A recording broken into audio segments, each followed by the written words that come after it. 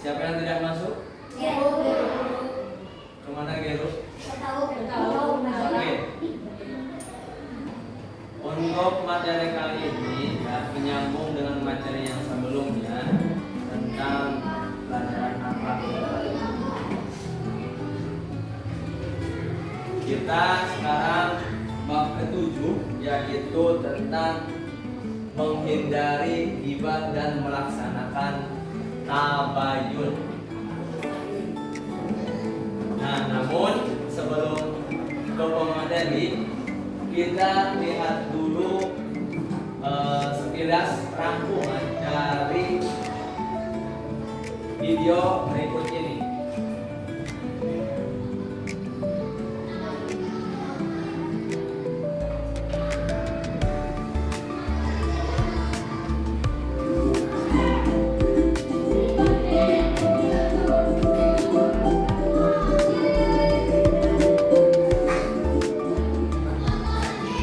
Hai semuanya.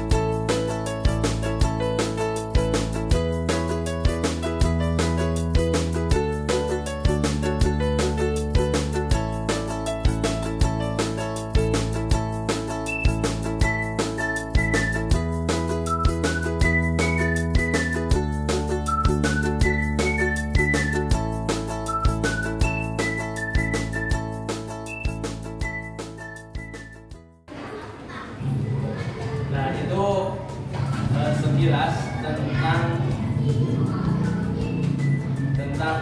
pengertian ghibah dan tabayun. Di sini kalian sudah ada gambaran apa itu ghibah, apa itu tabayun? Secara bahasa atau secara kita mudah memahaminya, ghibah itu adalah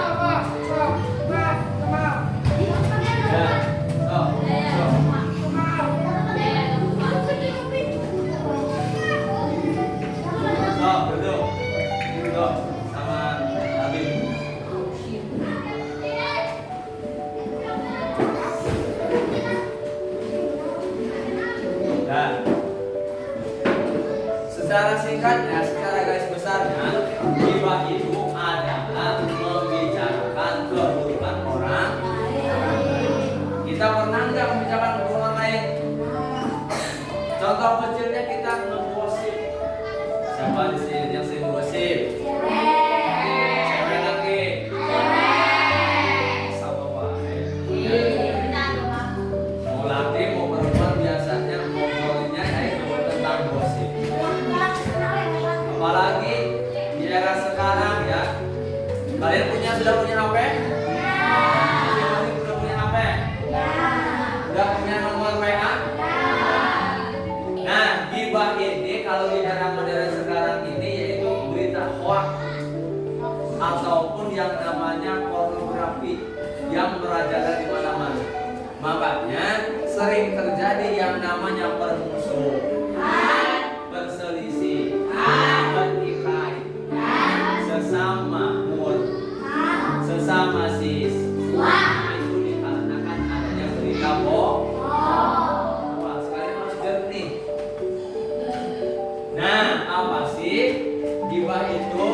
Nah, lihat, ghibah atau menggunjing atau bisa juga menggosip. ini biasanya kebiasaan kita sehari-hari. Kita lewat keluar dari rumah, ketemu dengan teman. Hei, kamu tahu gak sih? Tuh, si Inaya. Kenapa Inaya? Inaya? Iya, kenapa Inaya? Pacaran. Hah? Pacaran sama siapa? Sama Geru. Kok kamu tahu dari mana? Itu dari Labib. Labibnya dari mana? Dari Hanif. Oh, berarti bener ya? Oh iya bener. Nah, ketika nanti kalian akan keburukan orang lain, nah apa itu namanya? Atau contoh seperti ini, atau memfitnah. Contoh, di kelas kita, teman kita itu ada yang kehilangan uang. Contoh, Adel kehilangan uang 5.000 rupiah. Nah, kata siapa? Hah? Kata Jihan, ya kata Jihan. Karena Jihan itu punya unek-unek dengan siapa? Dengan dengan Nabila. Ya, karena diam aja ya. Karena punya unek-unek dengan Nabila dan juga dekat juga sama Adel. Terus apa? Hei, Del, aku itu lihat bahwasanya Nabila itu ada di kelas. Jangan-jangan Nabila yang ngambil uang. Lah masa sih? Iya, coba aja. Nah, menuduh orang tanpa ada bukti itu namanya fitnah. Makanya hati-hati, jangan sering yang namanya memfitnah atau menggunjing atau menggosip. Karena apa? Perumpamaan orang yang menggunjing, orang yang memfitnah, orang yang menggosip, lirtibar. Ibarat lirtibar seperti orang yang memakai daging saudaranya. Wah, ya. Nah, oleh karena itu, ghibah ini bahaya, dosanya besar. Nah, ada lagi bahaya ghibah. Baik itu menjadi bahaya untuk diri kita sendiri maupun bagi orang lain. Contoh, kita akan dijauhi oleh orang lain. Kenapa? Karena kita sering menceritakan keburukan orang lain. Mas ya. Artinya akan timbul permusuhan, kebencian dan di mana-mana. Sekarang, apa sih bahayanya ghibah itu? Inai? Ada yang tahu bahayanya apa? Tadi di slide video apa bahasanya? Mendapat, salah satunya mendapat dosanya besar atau kecil? Kita capek-capek sholat, capek-capek puasa, tapi tidak ada pahalanya. Hapus semua. Kenapa? Gara-gara kita menggosip. Walaupun puasanya, tapi tidak ada pahala. Hemat-hemat. Nah, ada dua. Satu, secara vertikal, dua horizontal. Ada berapa? Dua. Dampak negatif dari perbuatan kita ada dua kemungkinan. Yang satu yaitu vertikal, yang keduanya itu horizontal. Apa bahayanya dari vertikal? Nah, yang pertama, merusak pahala dan menjauhkan diri dari siapa? Dari rahmat Allah. Yang pertama itu secara vertikal, yaitu kepada nanti kita akan dicabut loh. Bukan jawabnya, tapi rahmatnya. Mau nggak?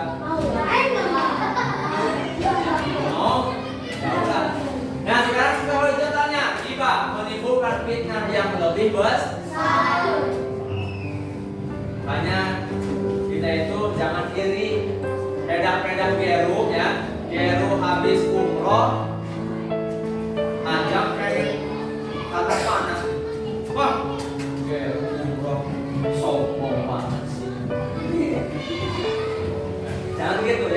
Tapi kita harusnya senang kalau ada teman kita yang berangkat jangan gini. Jangan seperti apa? Itu mah hanya pawang kumpul. Itu mah cuma pengen tenar kumpul jangan seperti itu. Ya. Kemudian ada lagi yaitu memecah belah komunitas, mencabut rasa aman, berinteraksi. Seseorang yang terbiasa untuk melakukan yang namanya ghibah, awas. Nanti satu, tidak akan diberikan kepercayaan. Yang kedua, dihindari oleh orang lain. Mau enggak? Nggak mau. Ya udah, kalau seperti itu dihindari yang namanya ghibah. Ada pertanyaan? Ada pertanyaan tidak? Nah, oleh karena itu, awas. Ada solusi. Ada apa? Ada solusi. Bagaimana kita mencegah yang namanya yang namanya ghibah, yaitu dengan cara dengan cara apa, Geru? Dengan cara apa? Dengan cara apa? Dengan cara bukan tawaf, bukan umroh, tabayun. Apa? Tabayun. Tabayun itu apa sih? Ada yang tahu? Coba di sini lihat pengertian tabayun. Tabayun berarti meneliti atau mengoreksi atau memverifikasi kebenaran suatu berita atau informasi. Makanya nih, kalau kalian mendapatkan informasi dari satu, dari yang lain, kalian jangan sampai terlalu percaya. Kalian verifikasi dulu, kalian teliti dulu. Misalkan nih contoh, saya sebut saja, misalkan bisa itu mendapat berita dari siapa? Dari Galih. Nah, Galih mendapat berita dari Labib. Labib mendapat berita dari Adrit misalnya. Nah, berita-berita ini, awas, ini harus terverifikasi, harus teliti, benar atau tidak. Kalau misalkan tidak benar, maka akan menimbulkan fitnah. Nah, pernah nggak kita mendapatkan informasi yang salah? Apa contohnya? Ini kalau mau meneliti itu, saksi itu minimal harus ada 2. Saksi itu minimal harus 2. Karena apa? Kalau 1 itu kemungkinan bisa berbohong, bisa diceman. Nah, makanya nih saksi itu harus ada 2 minimal. Nah, sebagaimana dalam Quran surat Al-Hujurat yang ke-6 tadi. Nah, bagaimana sih langkah-langkah praktis untuk melaksanakan tabayun? Nah, langkah-langkahnya, Geru, langkah-langkahnya. Yang pertama, Geru, ketika mau melaksanakan tabayun, yang perlu Geru lakukan yaitu memerlukan kesadaran diri dan langkah yang sistematis. Langkah pertama, menahan diri untuk tidak langsung bereaksi atau menyebarkan informasi. Tapi kalau kamu mendapatkan WA dari orang yang tidak terkenal, ya, jangan pernah untuk men-share kepada orang lain. Ya. Atau gini, pernah nggak kalian mendapatkan WA atau SMS? Selamat, Anda mendapatkan uang 10 juta. Padahal kita tidak. Pernah nggak?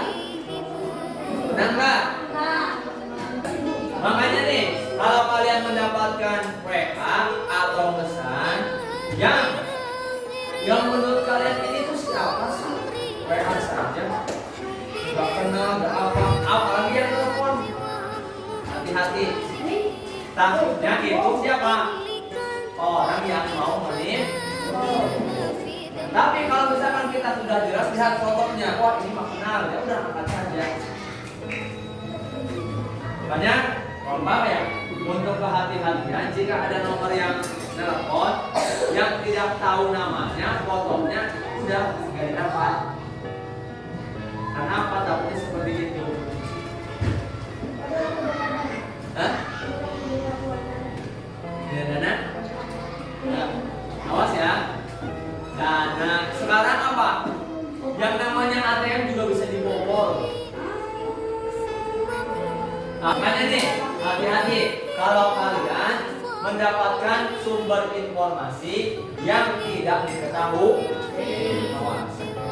Kemudian, yang kedua, mencari sumber berita yang kredibel atau terpercaya. Kalau kalian ingin mencari berita, beritanya harus dari orang yang terpercaya. Jangan sok ini ya, dari orang yang tidak terpercaya. Kamu dapat uang dari mana? Awas, kita itu jangan karena gengsi. Awas. Jangan karena apa? Gengsi. Awas. Nah ini, kalau mencari berita harus yang terpercaya.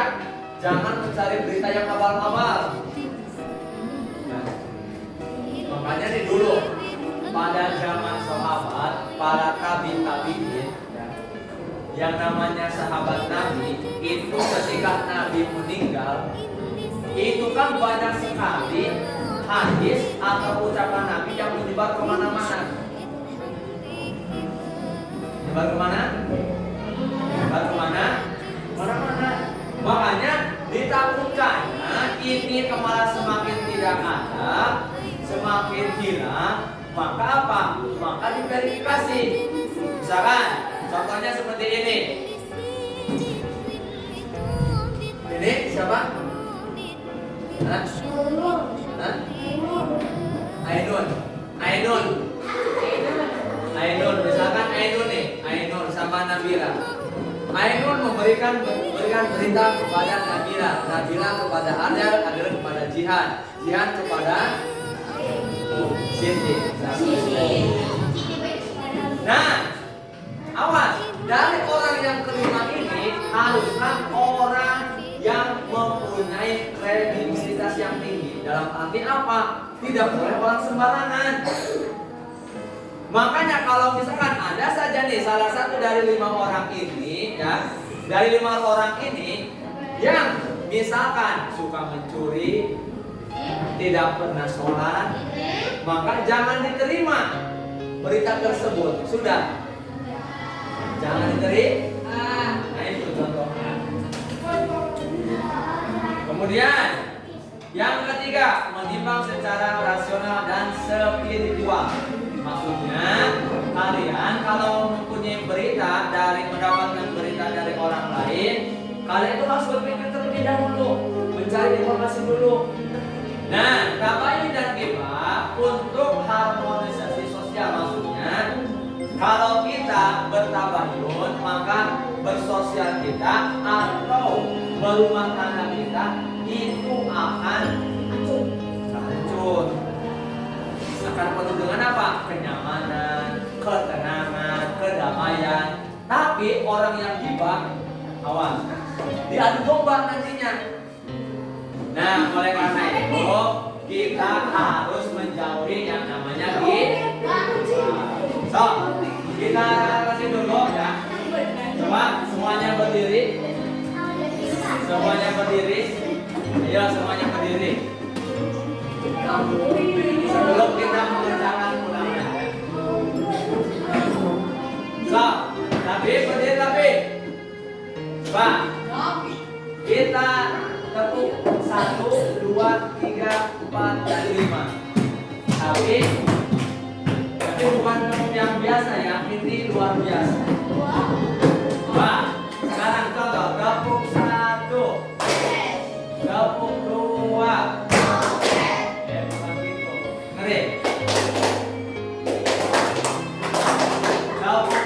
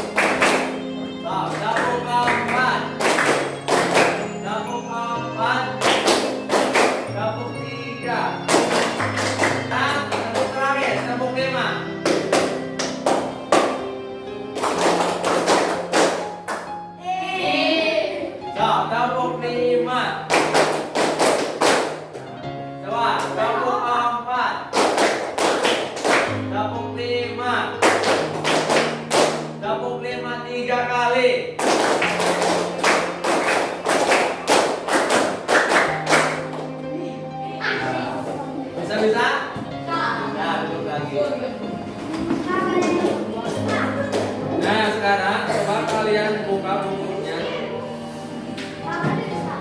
Coba kalian buka bukunya. Apa pengertian ghibah menurut kalian? Sok tulis di bukunya masing-masing. Coba apa pengertian ghibah menurut kalian? Bebas. Langsung jawabannya saja. Kemudian satu lagi. Apa pengertian tabayun? Langsung jawaban.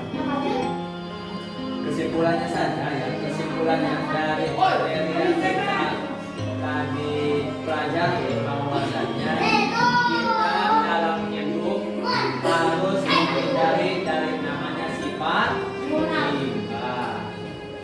Dan sifat apa? Tapi tanamkan dalam diri kita yaitu sifat abai. Jika ada informasi yang kurang, maka kita jangan men-share terlebih dahulu, tetapi kita baca terlebih dahulu.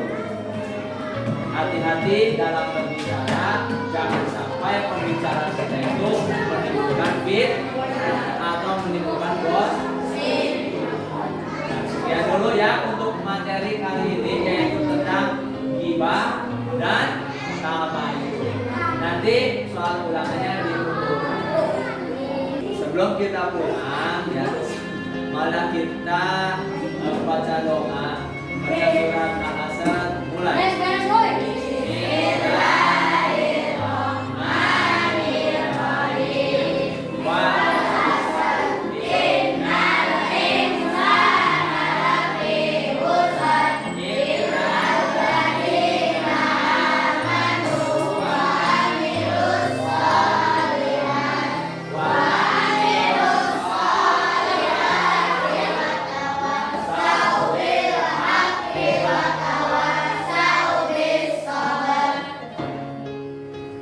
Wassalamualaikum warahmatullahi wabarakatuh.